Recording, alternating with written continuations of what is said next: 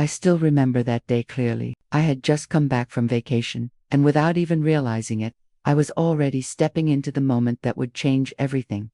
That morning, I arrived at work on time. "Good afternoon," I said politely. "Good afternoon," they replied, very punctual. A good education always shows, like father, like daughter. "Welcome." I told them I would be responsible and follow every instruction I was given. That's when they told me my first task was to fix a few things in the storage room. My mother was there too. She said she also had things to do, and before leaving, she told me she'd see me later. I went to change my clothes, ready to start working. That's when Don Emiliano suddenly appeared behind me. He scared me. I jumped. "You scared me," I said. He laughed and said, "Why, Camille? It's not like I'm ugly." I quickly said no. Of course not.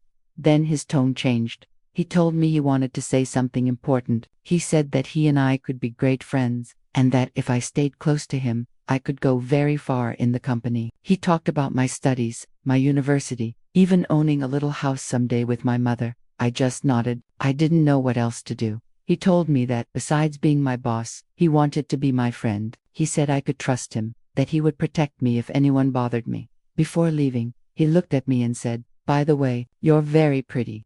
I thanked him, but inside, something felt wrong.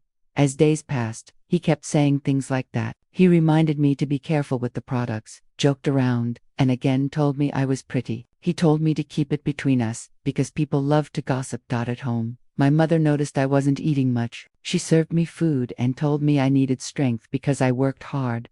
She asked about work and said Don Emiliano was a good man who would teach me many things. She praised him. I stayed quiet. She reminded me to study hard so I could graduate. I told her I would, and that I loved her. Later, Don Emiliano spoke to me again at work. He told me he could be an ally, someone I could trust. He talked about helping my mother and me financially, especially with my graduation coming up. He suggested we go out for coffee to talk privately. I felt uncomfortable, but I agreed. I was afraid of losing my job.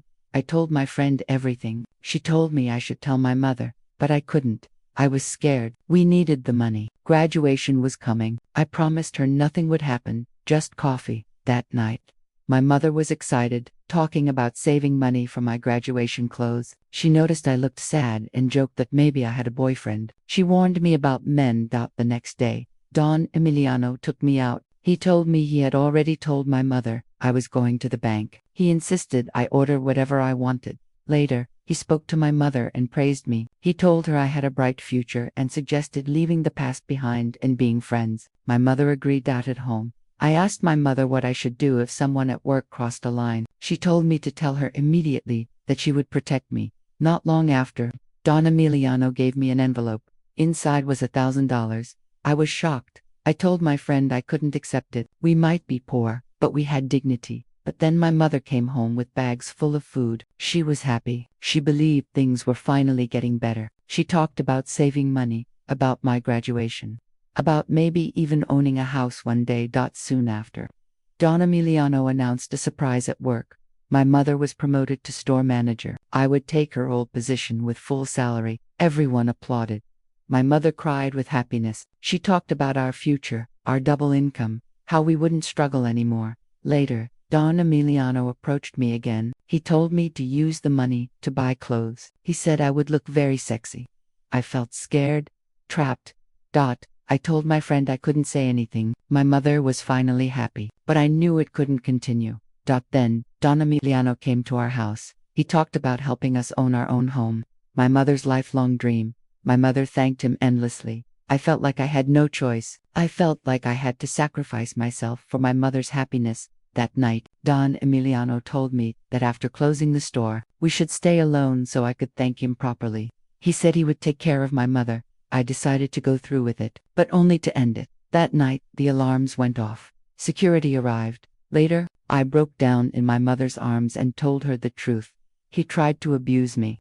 The next day, Don Emiliano acted like nothing happened. He complimented me again and suggested we meet. I pretended everything was fine. That night, when we were alone again, the police arrived. Freeze, police. Don Emiliano was arrested. Later, I apologized to my mother for everything. She hugged me and told me the only thing that mattered was that I was safe. We went home together, and everything finally ended.